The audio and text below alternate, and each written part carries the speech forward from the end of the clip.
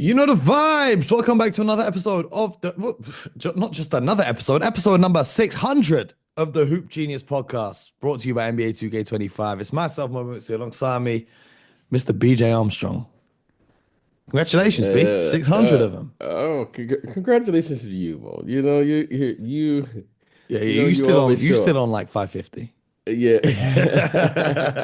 See, I'll be here for all 600. You be on 550. You can catch up. Shout out to Scott. Shout out to CT. Shout out to Coach Sir and the other friends of the show that we've had on along the way. But it's a team. It's a team we got over here. Shout out to Bart as well, who works hard behind the Yes. scenes. Shout out to, most importantly, though, you listening to this, because we couldn't do Yes. this without you. No, And no, we wouldn't no. want to do this without you, because this show is not for me. This show is not for BJ. This show is for you, the people. So thank you for listening to us for 600 episodes, and we got 600 more on the way. Yes, the people is what makes this show special. The questions, the laughs, you know. I just wish we could tape all the time because some of our funnier conversations is when the camera's not Are you running, gonna get me in not trouble? running. I know we we haven't said it in a while. Real name, no gimmicks. There are no Come on. gimmicks here, and Mo is exactly who he says he is. I'm him. Whatever that means. I don't know what that means. If you know, you know. Yes, If you and don't, then but you'll thank get you. to know. But But I just want to thank everyone though. But yeah, for real. 600, wow, that was quick.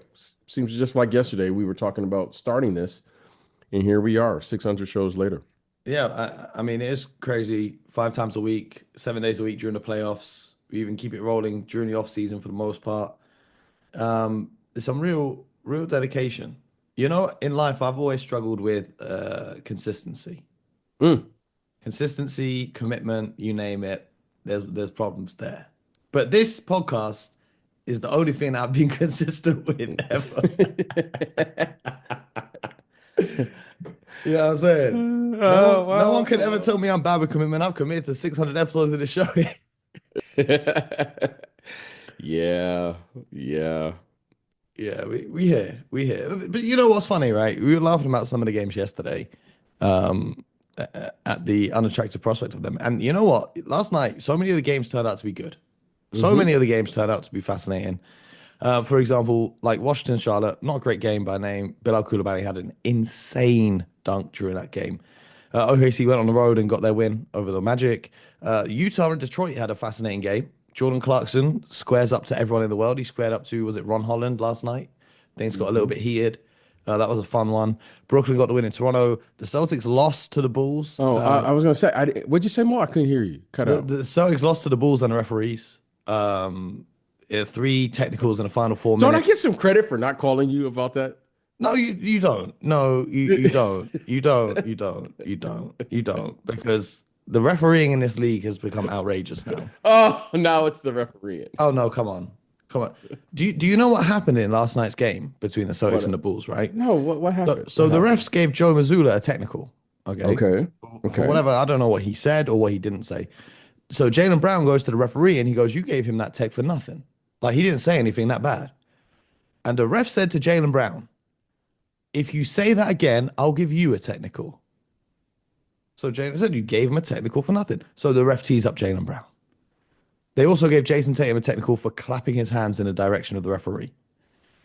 I'm sorry, but no fan is trying to tune in and watch the referees dictate the outcome. Now, fair play to the Bulls. They won fair and square. Shout out to the Bulls. And Jason Tatum said it in his interview. The calls didn't affect who won the game, but they affected a key segment of the game, right? But the fact that a referee can threaten a player with a technical because they don't like another technical being questioned, I think is an abuse of power. Oh, you think so? Oh, it absolutely is. Okay. Okay. When I was in school, BJ, when I was in school, I was I was the best student and the worst student at the same time. Explain. I was a straight A student my whole life. I was a straight A star student, not even just A's, A stars. I'm getting 99, 100% on exams, right? Right. But I didn't study. I was just You know what I mean? I'll just flick through the book the night before, go do the exam. Easy. School is just a memory test at the end of the day, right? So I was pretty good at school stuff. Just, I don't know, maybe the Lord has blessed me. For example, in math, when a teacher would write an equation on the board, when I was younger, I had this weird talent where I could just look at it and give you the answer. Like whatever the mathematical equation is on the board at the front of the class, I could look at it and tell them the answer, right? Hmm. So sometimes a teacher would write something on the board, and we're all human, we all make mistakes. Teacher would write the wrong answer to the equation that they put up. So I'll put my hand up and I'll say, that's wrong. And they'll be like, no, it's not. I'll be like, no, but it is. And they say, what's the answer? I tell them the answer. They go, how did you get there? I say, I don't know. I just know the answer. They say, you're cheating. I said, no, no, no, no, no, no, no. I just know the answer. Do you know what I mean? I can't explain this to you. It's just the power that I have. Right. And then they'll say, if you say anything else, I'm going to kick you out of the lesson. And I will say, but the answer is wrong. And they say, Mo, get out of the classroom. Do you see? That's an abuse of power. Because your job is to teach me. Now, if I'm telling you what you're teaching is incorrect, it's affecting all the other students in the classroom. You're teaching them the wrong stuff. But because you don't like your authority being questioned, you are going to unfairly punish me, who is doing nothing but pointing out your mistake. And I always would leave the classroom and I'll go home. I'm waiting around to hear what they got to say. And I would just think, what an idiot. Now, I would understand if I was being rude or disrespectful, but you got the question wrong, but you're trying to stand on business and act like it was right and the right thing to do, and you don't want to admit that you're wrong, so you're punishing me. And that's what the ref did to Jaden Brown last night. You have called a technical that really shouldn't be a technical on Joe Mazzulla, but because someone's questioned you, you've given them a technical too. So your ego is bruised, and now you want to give another technical, which is again going to affect the outcome of the game, which I think is pathetic. And no fans in the world want to tune in and watch a game that's dictated by a referee. Not one. Not one fan out there. Oh man, I'm so glad the ref gave out 3 technicals in 4 minutes last night. What a game. No, no one cares. The refs out of control. I don't like it. I'm not here for it. And you're going to tell me, your pops was a referee and you've got respect for referees. And we've had this conversation before. I know Yeah, where this, I yeah, know I where this is do. going. I know where Yeah, this is going. I Okay. really do. But go I ahead. know Go where this is ahead. going, right? But you cannot tell a player, and I would understand if he cursed you and if he insulted you or threatened you. I understand that. But you cannot give a technical to a player simply for saying that the previous technical you gave shouldn't have been a technical. That is not worthy of a technical foul. And then if the player comes out post game and criticizes the referees, they get a fine. This is some sort of authoritarian regime that the refs in the NBA are running right now. And I'm not here for it. Okay, that's fine. Um, here's one thing I will say. I was just with a friend of mine, and we were talking about we having this actual discussion when I don't know, where did I go recently? And we were going Vegas. to, yeah, we were going to uh a high school event, like, looking at the high school games. And there was some refereeing calls, right? And everyone was going, and it was like, oh, what happened? And then it got so heated that the security had to come and escort one of the fans out of the building. Mm-hmm. And I thought, that's interesting. It's a high school event. There's young people here. I don't know who these people were, but as an adult, I want to be an example regardless, right? Things happen in life, Mo. Believe it or not, things happen in life. Maybe most people get it all right, but I don't get it all right all the time.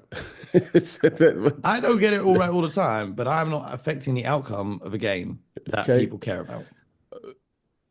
Yeah. Well, I'm married. So when I don't get it right, it affects other people. Okay. And I'm in See, the that's a you office. problem. That's not a me problem. Yeah, exactly. This is what I'm saying. Yeah, exactly. I get it. Some people, okay, but I have, I'm wife, I got 3 kids, office, clients. So when you have if you make a certain mistake, it can have an effect on other people, my neighbors in my neighborhood, my friends, family, extended family members.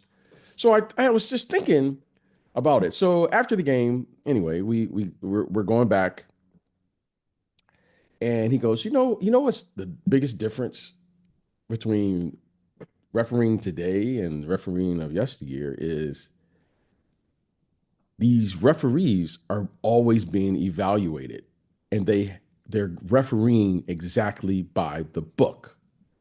Meaning, if it's a foul, you're supposed to call a foul. However, when coaches are or players are expressing themselves, because sometimes things get emotional. When coaches get out of the coaching box, is that a real reason to call a foul because that's what it says in the rule book? When the game is happening and a player disrupts the flow of the game, is that a real reason to call it technical because that's what the rules? If you want a further explanation, I think what has happened is, which I totally agree.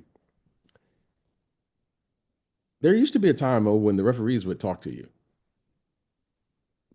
There used to be a time, when you would play, and it's like, let's say you and I are playing a game, and the referee would say, "Clean it up a little bit, Mo. Clean, clean up the physical contact, Mo. All right." And the game would go, and then you would be like, "Okay, Mo and BJ has got a game going on within the game." And maybe it's getting a little physical, but because those guys are playing a game where clearly they're both playing, you let that go. But now, today, those guys, when I say those guys, the referees have to make the call, say, that's a foul. You missed that call. Now instead of you being a great game where there's flow, everyone understands, oh man, instead of now Mo and BJ as the podcast are saying, did you see the physicality in the game last night? That was a great game. They were competing, da da da. Now, that same referee, if he allows that to happen, he's getting evaluated on missed calls because they have a literal interpretation of how the game is supposed to look according to the rule book. I'm not saying you're being lenient. I'm just saying, Mo, sometimes, if the game is going great, let me just get out of the way. So yeah. I think what has happened now is the referees aren't actually present with they're more worried about being evaluated than they are about refereeing a game. Yes. And an example of that. I just want to say that, and I'm gonna give you just to say, listen, and then you can have it. Bo, I think that is the problem. Because Mo, I know some of these referees, and Mo, that to me is what's really going on. Yeah. So I'll give you an example. The Hawks Spurs games last night, I actually rang BJ during the game. I said, BJ, you got to turn this game on. Because I think that the Spurs were down 7, and I seen Wemby alley-oop to himself off the backboard. I was like, there ain't no way BJ can't watch the rest of this. Anyway, DeAndre Hunter had an absolutely insane dunk over Victor Wembanyama, okay? And I think it was to tie the game and send it to overtime, right? Right. It was amazing. Right. And, this is a huge dunk over maybe one of the best shot blockers in the NBA. And DeAndre Hunter is hyped. The energy's there. And he's standing over Wemby and staring him down. So Wemby stands up, gets in his grill just a little bit, nothing crazy. The ref gives them both a double technical. Now, according to the rule book, that's a technical for taunting and it's technical for responding or whatever. Okay, but when the ref gave them the double technical, do you know what I was thinking about? This game is going to overtime now.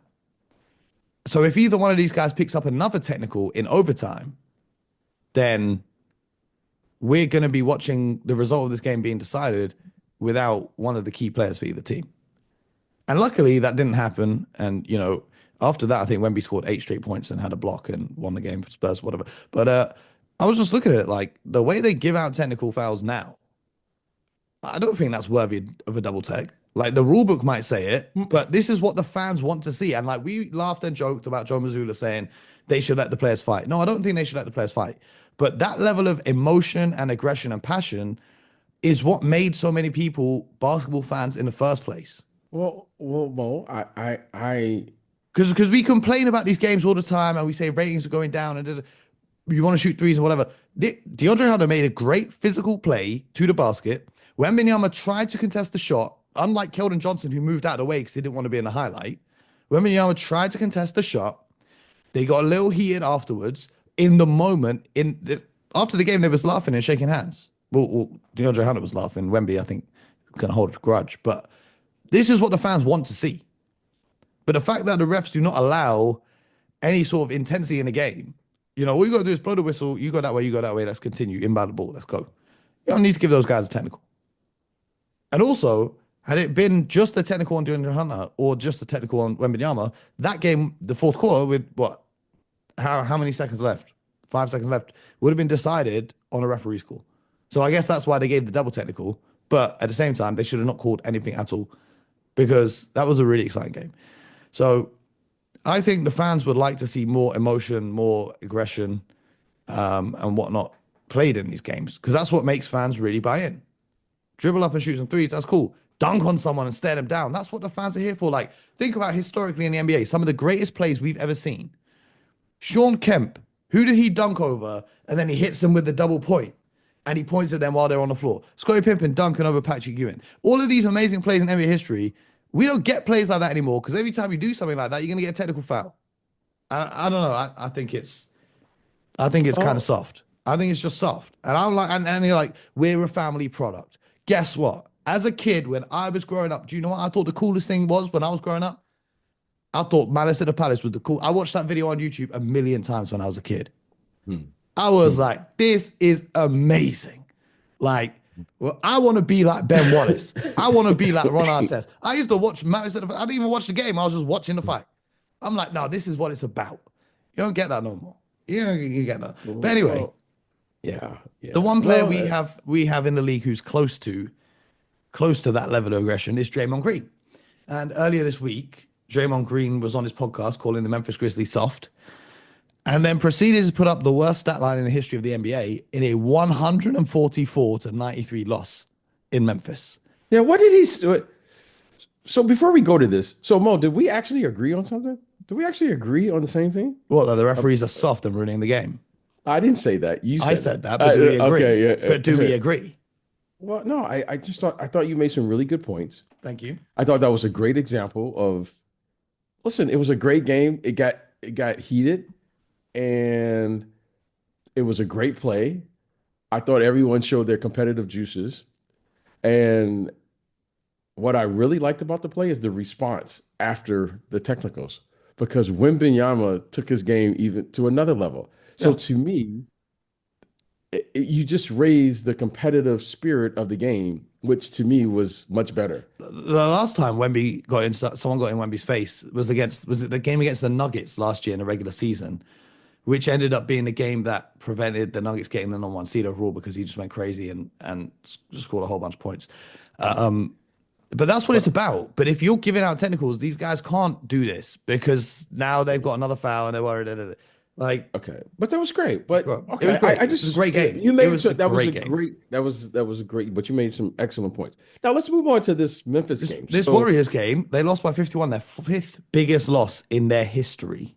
Wow. They tied the 1962 Philadelphia Warriors, who lost by 51 too. Bill Russell and the Celtics. Draymond Green, okay, no points, rebounds, or assists, and -42 in 19 minutes. He got blocked by Ja Morant, and the block from Ja was beautiful. You got to go watch that highlight if you've not seen it. Comes back down the court, and Zach Edey is him, and they're saying something, and the refs give them technicals as well, which we're done with that part of the conversation. But the Warriors got absolutely destroyed, and I think the Memphis Grizzlies, they circled this game in their calendar after what Draymond said on a podcast. On his podcast, he was saying, that Taylor Jenkins, I can't remember what he called him. He called him something. He said the Grizzlies are soft, Zach Edey's soft, and so on and so forth. And I really like this one, Memphis. I really like this. What am I supposed to say here? Mo, I don't know what to say here other than the following. this is what I didn't understand. And then I didn't understand it, so I went to another game. Schroeder just gets there, right? Mm. Schroeder just gets to Golden State. Golden State. And then he's inserted in the starting lineup. Yes. And then Kaminga goes back to the bench. I did not understand that. Okay. I didn't understand it, so I moved on. I said, that doesn't seem right to me that here's a young player like Kaminga, and suddenly now he's back on the bench. Now I don't know why or what happened. It just something didn't seem right, didn't feel right to me. And I was like, oh, well, I'm just gonna move on. And I think I started watching the Lakers game, Lakers Sacramento. And I moved on. I just moved on. Well, I saw an interesting comment. I'm going to read. I'm not going to pass this off to my own. I'm going to read you the comment that I saw. It says, last time I checked, Steve Kerr has played 14 different starting lineups this season, probably more by now.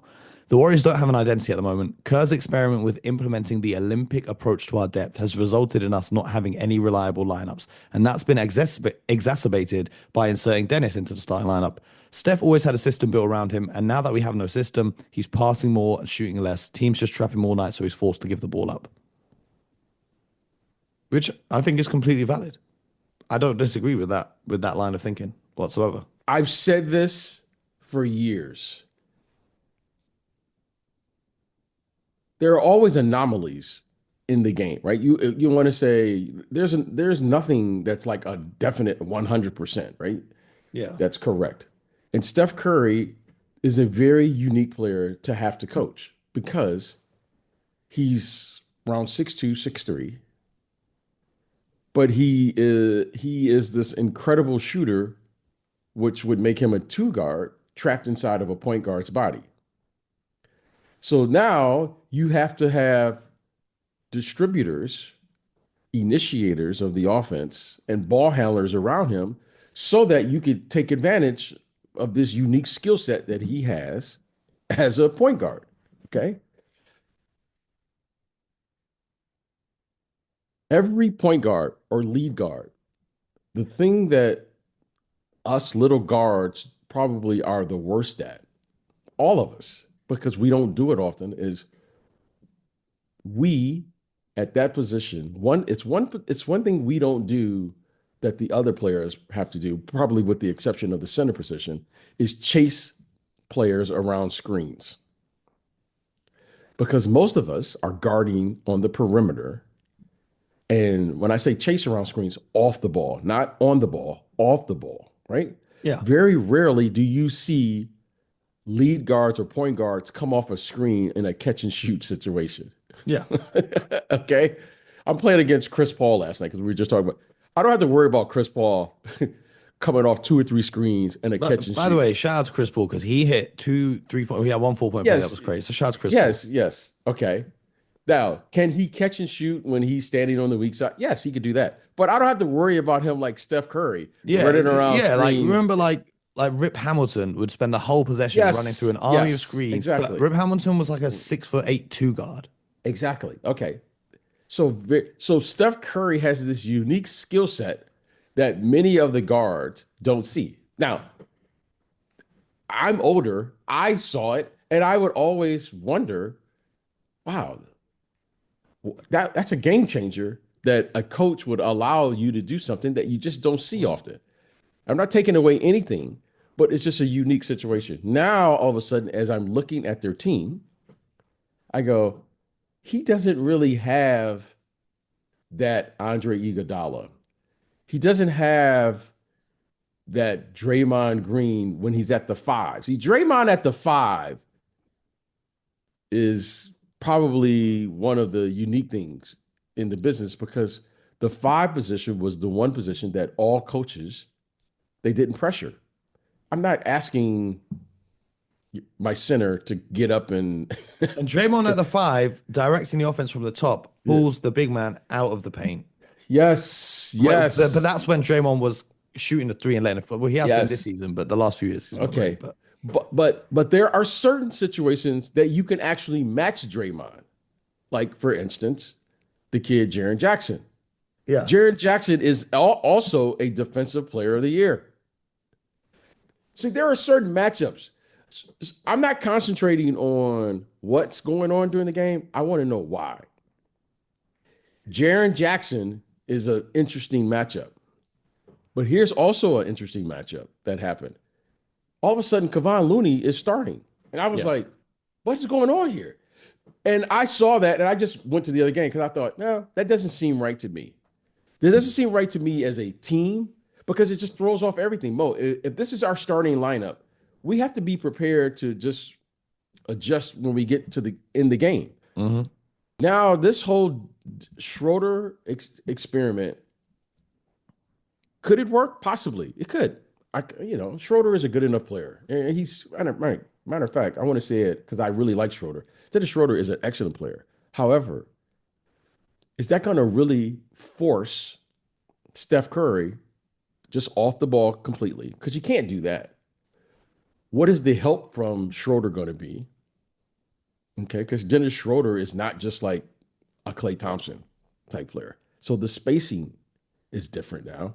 And you saw, and I didn't watch the entire game, but you saw the spacing, how they're moving the ball, and all those things. Now, the thing that really was alarming about this is Steph Curry only had 2 points Yeah. in 24 minutes. Yeah. 0 for 6, 0 for 6 for 3. That to me is the most alarming thing ever. Okay. Your best player, your player who is your superstar, plays 24 minutes and only gets 2 points for whatever the reason, off night, whatever it is. Okay. But he only gets 7 shots in 27 minutes. Now that is, forget that they lost by 50 points. What is going on here now? Now He didn't make a field goal. It was just 2 free throws that he scored. That's what I'm saying. This is the most alarming thing to me. So once we get off the show today, Mo, you know the first thing I'm going to do today is I'm going to go and rewatch this game because That's great because it's a Friday night. That ain't the first thing I'm gonna do. trust me on this. This video is being passed around to every team in the league because once someone sees something that works, they all copy it. I feel It's like a the Warriors copycat have a league. bad loss like this every season, though. They have at least Well, one. okay, Mo, you have a bad loss. Okay, I'm good with that. Mo, they changed their entire starting lineup For the 15th time this season. This Or is more. Mo, and they inserted a player, Schroeder, who just got there. Mm-hmm. And then you have Kaminga and these guys, Gary Payton. You guys, what's the kid? I hope I'm not. I know I'm not pronouncing his name right. Podminski. Is that his Podziemski. name? Podziemski. Okay. Well, something is going on here where Schroeder just comes in, integrate him into the lineup, let him know the system, let him know what's going on. And this is a big game for the Warriors. The Warriors haven't been playing well. Well, they were like 2-8. I think we said that in yesterday's show. Yep. So, but I'm going to go find out. This is their third straight loss. What's going on? Third straight loss. I want to know the why. Why are we tinkering with the lineup? Why? So, but what just an call amazing Steve game. Kerr. Just call Steve Kerr. That'll be the easiest way to know. I'm not calling Coach Kerr. I'm not calling Coach. I'm just watching. That's a difficult position. Steve Kerr's resume speaks for itself. I just want to know why.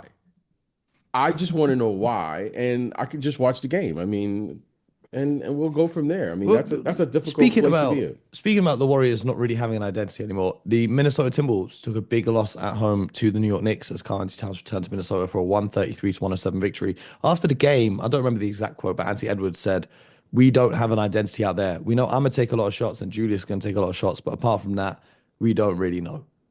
The Knicks defense, I believe, has been the third best in the league for the past month. I think I saw a tweet about that. But yeah, the Knicks been playing really well. Karl-Anthony Towns came in and had 32 points with 20 rebounds and 2 steals to go along with it. Rudy Gobert had 3 points and 4 rebounds. So a nice little revenge game for Cat. The Timberwolves, are you worried about them? They stay in 8th position in the Western Conference, just 2 games above 500. I thought that it started to figure things out, but last night, I don't know whether it's just because, it was a game that Carl Towns was really fired up for or whatever it was. I thought they started to figure things out a little bit, and last night was just an anomaly, or if this is a dangerous trend. Mo, you know who's starting to put up quiet numbers, okay? And we haven't said his name really this year. It's this Bridges kid. Mikael Bridges, Yeah. I mean, he's quietly, he had 29, he's six. quietly, okay. So when we think of the Knicks now, you think Jalen Brunson, you think Karl Anthony Towns, you got, Anunoby, Anunoby. Ananobi, Ananobi, and Karl Anthony Towns. I mean, Mikal Bridges is he's there, but But when you start getting 29 points from your third or fourth, perhaps best player, Mo, those Yeah, are those are big contributions. Okay. Anytime I start seeing guys get double figures, McBride had about 15, 16 last night. Then I start saying, okay, that's going to be hard to overcome hmm when you get on the bench. So last night, Mikal Bridges comes in there. Everyone's looking at Karl Anthony Towns. He has a big game, right? He was the star of the game, 32 points. What do you say, 20 rebounds or so? Comes yeah. in, da da da. Jalen Brunson, what did he have? He What had a quiet night quiet by night? his standards. He had 14, Okay, 5 of 14 from the field. okay. Ob. How do you pronounce OG, his name? What? OG, Anunoby. Okay, You could just OG. call him OG though. Okay, well, that has a difference. I don't Yeah, I call it what know, I know, but Anunoby takes why on can't you the. say I Anunoby, can't say it bro? for whatever, but okay. OG There we go. takes on the defensive responsibility like he always does his thing. I thought he plays well. He may not have had a big scoring output, but I thought he played very well last night. But then Mikal Bridges quietly has like 29, plays within the framework of the team, goes about his business. And then we say, well, why? What happened? Why did we lose the game? Well, when you start getting those type of contributions, that would be equivalent to like McDaniels, for instance, having a 29-point game.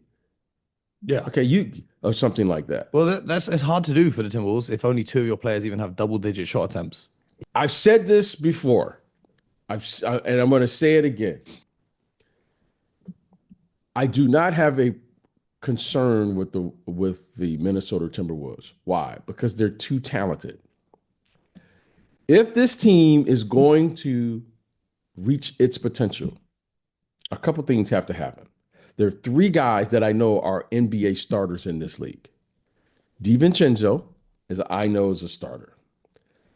Alexander Walker, okay, he is a high level athlete that can start and contribute because defensively he is terrific.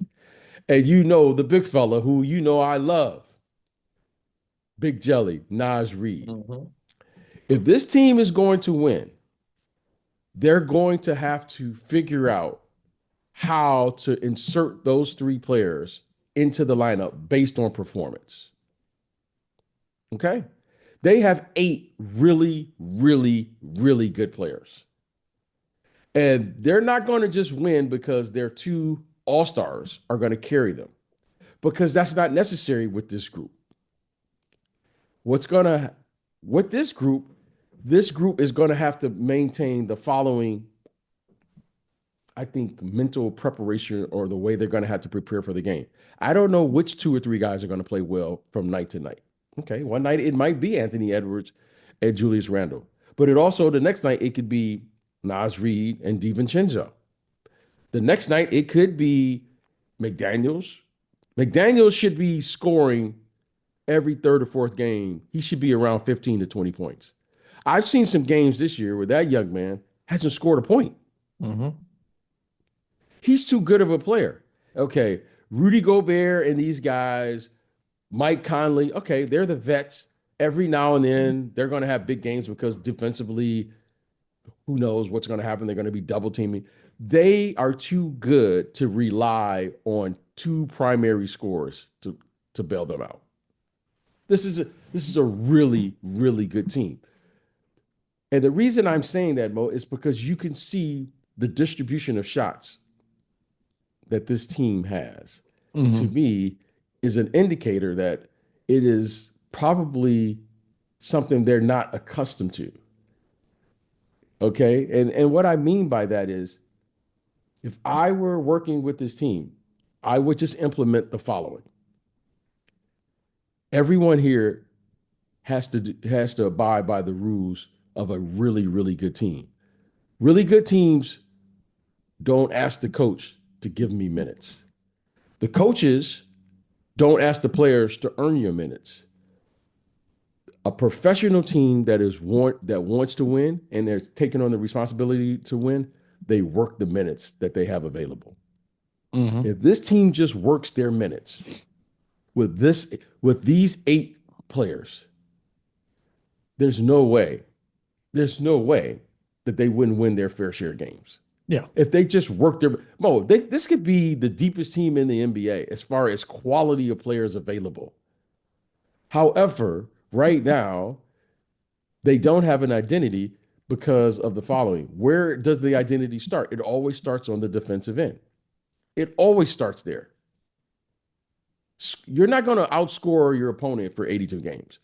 If they would just commit to working the minutes that are available, Mo, I think they are one of the top 2 or 3 teams in the Western Conference, in the entire NBA with this group.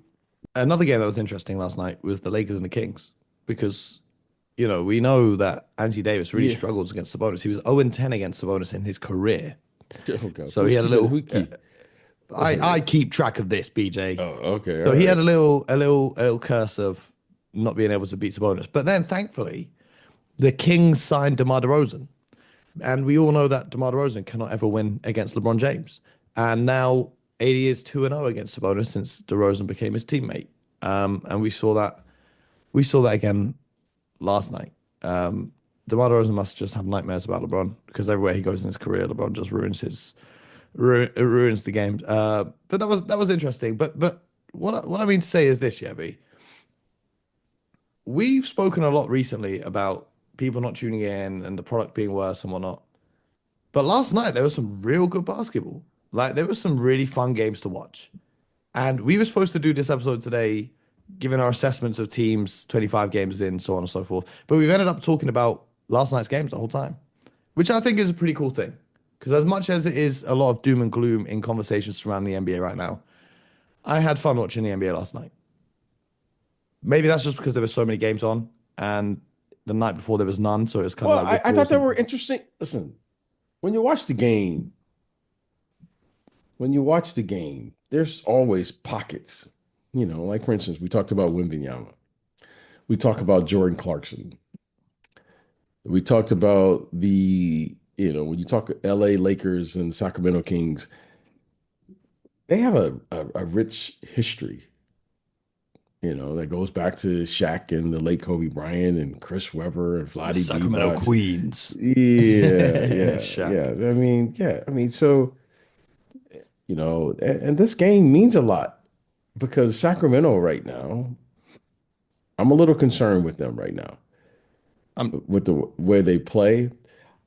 They're I'm concerned about their minutes and how they're distributing those minutes. They're playing their starters an extensive amount of minutes. I mean, some of these guys are playing almost 40 minutes at home. Okay, well, I'm really concerned, right? So you start playing all your starters massive minutes, 25 or 30 games into the season, and then everyone else plays. No, I think a couple guys played over 20 minutes, and then everyone else is playing 3 4 minutes. Now, Mo, that lets me know that there's not a lot of trust going on with the sixth, seventh, eighth, ninth, 10th guy. I say this every year. If you're going to get through an NBA season, you got to have depth. Now, you got to have it. And when I start seeing things like this, okay, you basically, yeah, they you're have four basically, players playing over 35 minutes a night on average, and then okay. Malik And Monk then playing 30 minutes a night. I've said it, and I will continue to say it. Sabonis is an all-star as a center. I don't have a problem with that. He's an undersized center, but he's a center. He has to play minutes at that power forward position because you cannot continue to play small ball with four guards and a power forward and think you're going to have sustained success in this league. Okay. The kid Murray is playing the power forward position now. Okay. DeMar DeRozan is not a three, he's a two. Malik Monk is Two. arguably, he's a two, but he's arguably one of the best six men in the league. Now he's starting in the lineup. And then you have an elite guard at De'Aaron Fox. So I think right now something is going on up there. And it's not, we call it team chemistry is what's going on. And they got to find this out. They got to find out, they got to find their stride, if you will, because they have talent, but you got to distribute the talent, right? When I say distribute the talent, one of these guys, two of these guys are probably going to have to go to the bench. Okay. So that you can integrate players who are going to contribute to whatever style that they're gonna commit to. Because those are really, I mean, that five is really good. And I like the kid Herter. Herter is a really good player. He could easily be a starter in the NBA. So they have the talent, but right now the talent isn't being distributed in a way that resembles a team. And because they're front heavy, Mhm. they're playing a lot of minutes with their starters. And again, I say it with this team. They love to play fast. Now everyone prepares for them because they don't have a counter if that playing fast doesn't play. So that to me is their problem because this team, they have some really good players on their team, but somehow or some way it's not working Also, right now. The West is pretty good. Someone's going to miss out on the The playoffs, and West is good, I think I said but before the season started that I thought they would be the team that misses out on the playoffs. yeah, you did. And I thought this team would figure it out. Yeah, But again, you you have to give different looks during the course of the game. Hey, if you're committed to playing the way you play, so be it. I abide by that. However, the matchup of Murray and LeBron James, that's a bad matchup. Rui Hachimura and LeBron James versus DeMar DeRozan and Kenya Murray. That's a bad matchup. Okay? It's a it's a bad matchup. That doesn't work for how many minutes is those guys play? 35 and 34 minutes. That's not the matchup that you want. Advantage Lakers. Okay? Advantage Lakers on that. Anthony Davis and I know he hasn't beat Sabonis, but Anthony Davis is the biggest guy on the floor. It's an advantage for the Lakers. It's an advantage. So, in saying that, I hope that the Kings can figure this out, right? Because I think they have a really good team. But what's wrong with playing Sabonis at the power forward position? What's wrong with that? Like you can't you just give different looks. You got to be able to give a different look during the course of the game. So, but that was a good win for the Lakers on the road, I might add. And AD had a big game. And you know what he had that was impressive? He had like 5 or 6 blocks during the course of that game. So he was dominant on both ends. And when he's dominant, blocking shots and all that, the Lakers are probably at their best. it makes sense. That's another episode of the Hoop Juice podcast. There's 3 games happening tonight. Do you want to predict them real quick? Sure, let's go. Let's go for it. The Hornets and the Sixers. And before you ask, I I don't, don't yeah, think yeah. Embiid is Why don't playing. you tell me the real news of this game? Who's available? Trey Man's out. Brandon Miller, game time decision. Grant Williams, obviously out for the season. Joel Embiid, game time decision, but I think he's out because he's still waiting to be reevaluated. Caleb Martin is out and Jared McCain is out. That means we will see Podcast P and Maxi. Right. I don't know. You whatever you pick, I I don't care. don't. I don't Yeah, care. I don't. yeah. It's not that I don't know. It's this is the 12th and 13th seed in the East. I don't care. But the one I do care about is the Bucks and the Cavs. That's going to be a good game. However, Dame Lillard is out for the game. Giannis and Chris Middleton are game time decisions. So I'm picking the Cavs. I was going to say, regardless, the Cavs. This is a big game for the Cavs. Yep. This is a big game for the Cavs. Thunder, second night of a back-to-back in Miami this time. It was in Vegas earlier this week. Now they're in Miami. They're living good.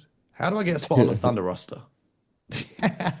See, that's all wrong for you. That's all wrong for I'll you. be the equipment manager or something. I'll fill the water bottles before the game if that's what it takes. I'm gonna pick Miami for this. As you say, the city of Miami for this. I'm going to pick the Thunder. I'm going to pick the Thunder. I don't know this. I haven't confirmed this, but I saw the Heat recently lose to they lost to someone. Detroit, was it? The Pistons or someone they lost. Something's going on up there in Miami. So I'm going to pick the Thunder. I think the Thunder, they have enough pride with this group that they take this serious. I don't think the city of Miami wins this. I'm picking the Thunder and I'm picking the Thunder big. Picking the Thunder big to just yeah, I'm picking the Friday night. Where they're 21-5, they're on the road, they've been in Vegas. Hey, everything that happened in Vegas stayed right there in Vegas. If anything No, happened, they probably flew to Miami with the team. no, Mo. The Thunder, they have a good group, and they have a really good team. It's been actually very impressive what they're able to do, minus Chet Holmgren. Mhm. I think they're gonna. I think they're serious about what their goals are this year, and I think they're gonna. I really think they have a chance this year. Especially, I don't know if Chet comes back or not. Regardless, I think they're going to push themselves to be the best version of who they're supposed to be this year. They really look like a team that comes out every single night and they're going to give it to you, give you what they got. And so I'm going to pick the Thunder and pick the Thunder big tonight. I think you might be right, but we'll find out. And we'll be back on Monday for a Christmas edition of the Hoop Genius podcast. Thanks again to everyone for listening to 600 episodes. Who would have thought, hey? Who would have thought? This whole thing started when BJ was a guest on our TV show that we had. And now here we are. Yeah, it seems a lifetime ago. Well, here we are. Crazy, right? Well, we got through the NBA Cup, and now we are looking forward to what Christmas Day games. Are those the marquee games that we're building up towards now? I mean, looking forward to 1, 2, 3 of them of the 5, maybe. But we'll talk about that on Monday. Okay. But yeah, appreciate me and appreciate you guys listening. Thank you so much. We appreciate you more than you know. Please do subscribe to the show, YouTube, Spotify, Apple, wherever you get your podcasts from. And until next time, get buckets.